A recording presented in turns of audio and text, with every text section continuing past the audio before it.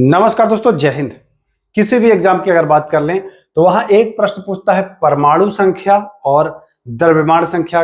कभी पूछेगा आइसोटोप्स क्या होते हैं, आइसोबार्स क्या होते हैं, है ना, समस्थानिक संभारिक। इस वीडियो को देखने के बाद आपका ये कंफ्यूजन बिल्कुल दूर हो जाने वाला है कि समस्थानिक क्या है, संभारिक क्या है। तो आइए हम लोग इसको देखते हैं। सबसे पहले हम लोग जानते हैं कि परमाणु संख्या जिसको संकेत के रूप में हम लोग क्या लिखते हैं, जेड लिखते हैं, है ना।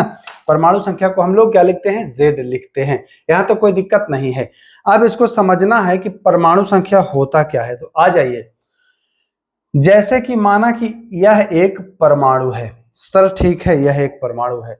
तो परमाणु के जो नाभिक होता है, नाभिक में आपको क्या मिलता है, तो नाभिक में आपको मिलता है प्रोटॉन और इसके नाभिक में मिलता है आपको न्यूट्रॉन। दोनों मिलता है, प्रोटॉन भी मिलता है और क्या मिलता है, न्यूट्रॉन भी मिलता है। ठीक है सर, दोनों मिल रहा है। इलेक्ट्रॉन जो होता है वह बाहर क्या करता है, चक्कर लगाते रहता है। इलेक्ट्रॉन जो है ना, यह बाहर बाहर ऐसे चक्कर लगाते रहेगा, वो इलेक्ट्रॉन होगा। अंदर क्या होगा, प्रोटॉन और न्यूट्रॉन होगा। क्लियर है। परमाणु संख्या, जैसे कि इसमें प्रोटॉनों की संख्या तो होगी ही ना, कुछ प्रोटॉन होंगे कुछ न्यूट्रॉन होंगे। तो जो प्रोटॉनों की संख्या होगी उसे ही परमाणु संख्या कह देते हैं। उसे ही क्या कह देते हैं, तो उसे ही परमाणु संख्या कहते हैं। परमाणु संख्या यानी कि प्रोटॉनों की संख्या परमाणु संख्या होती है। प्रश्न ये तो पूछता ही है कि परमाणु संख्या है, तो कहेंगे प्रोटॉनों की कुल संख्या परमाणु संख्या कहलाता है।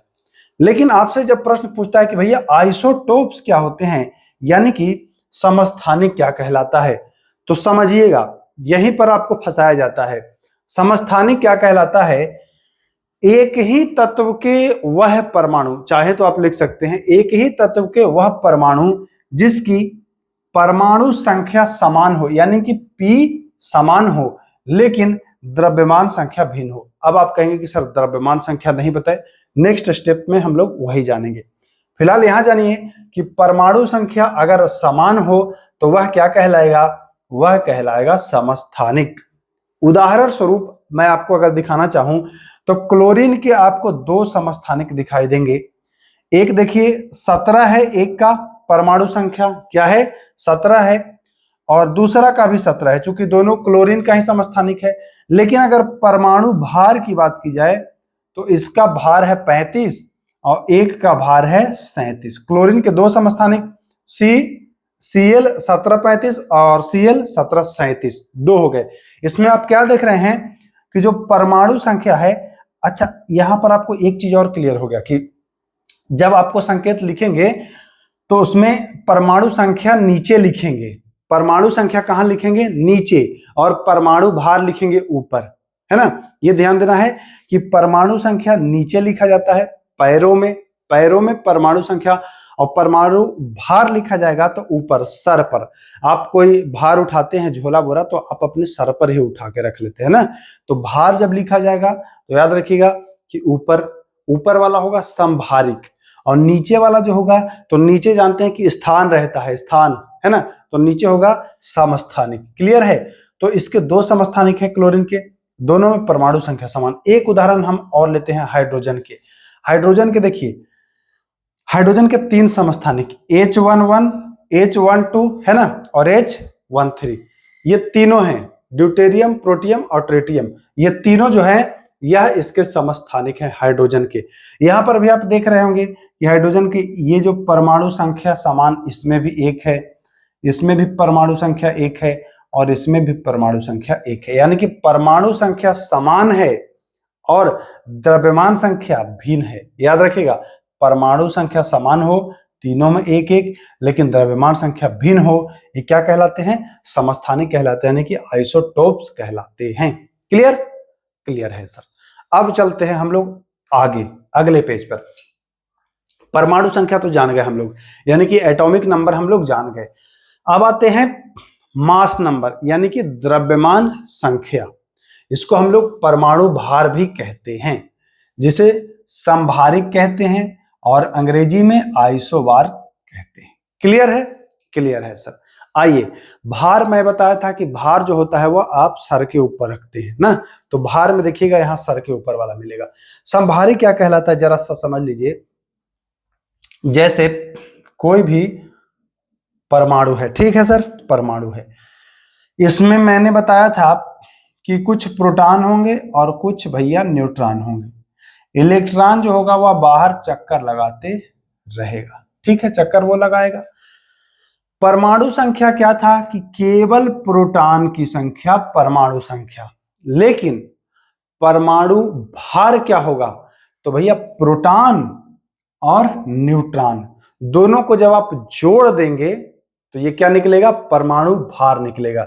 यानी कि प्रोटॉन और न्यूट्रॉन की कुल संख्या जो है वह द्रव्यमान संख्या होगा, और उसी को न्यूक्लियन संख्या भी कहते हैं। जरा सा इसको ध्यान रखिएगा, उसी को न्यूक्लियन संख्या भी कहते हैं। चलिए अब इसमें आते हैं कि द्रव्यमान संख्या या संभारिक क्या कहलाता है। तो अगर मैं यहां पर लिख दूं संभारिक, है ना, संभारिक, संभारिक में देखिए द्रव्यमान संख्या समान लेकिन परमाणु संख्या भिन्न।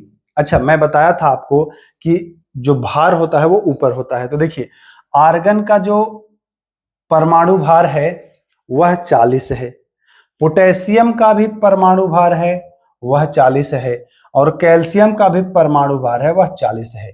लेकिन इनका परमाणु संख्या की अगर बात करें, परमाणु संख्या, द्रव्यमान संख्या नहीं, परमाणु संख्या की बात करें तो परमाणु संख्या इसका 18 है आर्गन का, है ना, पोटेशियम का 19 है, पोटेशियम का कितना है 19 है, और कैल्शियम का 20 है। यानी कि क्या देख रहे हैं आप कि सर परमाणु भार यानी कि द्रव्यमान संख्या जो है, द्रव्यमान संख्या ऊपर होता है, यह क्या है, समान है, लेकिन नीचे वाला जो परमाणु संख्या है यह भिन्न है। यह क्या कहलाता है, यह संभारिक।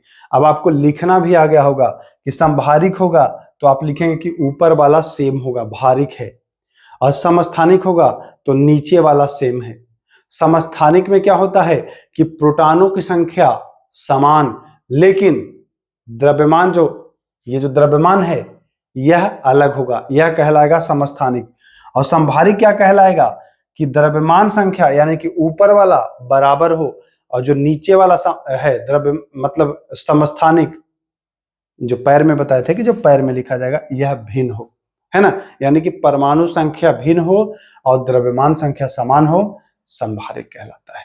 क्लियर है, क्लियर है। अच्छा एक चीज और, अगर आर्गन का आपको बता दे, ये आर्गन है, ठीक सर, ये आर्गन है, आर्गन का आप जान गए कि परमाणु संख्या है कितना, परमाणु संख्या 18 है, और द्रव्य ये मान के चलिए परमाणु संख्या है, ये क्या है, परमाणु संख्या है, ठीक, परमाणु संख्या 18 है। और भार इसका अगर आपको पूछ दे, भार बता दे कि भार इसका है 40, तो आपसे कहे कि भैया इसमें न्यूट्रॉन की कितनी है, तो नहीं निकाल देंगे, इन दोनों को जोड़ते हैं, जैसे कि 18 को और कितना जोड़े कि 40 हो जाए, तो इसको घटा करके आप बता देंगे कि 22 है, तो आप न्यूट्रॉन संख्या भी आसानी से निकाल सकते हैं। मैं उम्मीद करता हूं कि समस्थानिक, संभारिक, आइसोटोप, आइसोबार समझ गए होंगे, परमाणु संख्या, द्रव्यमान संख्या समझ गए होंगे, है ना। ये भी जान गए कि इलेक्ट्रॉन बाहर चक्कर लगाता है। बस एक छोटा सा पहल था, इसमें आपको कंफ्यूजन ना हो, वीडियो को एक बार अगर और देख लेंगे तो आपको एकदम बिल्कुल क्लियर हो जाएगा, आसानी से चीजों को समझ पाएंगे। चलिए फिर मिलते हैं, नमस्कार।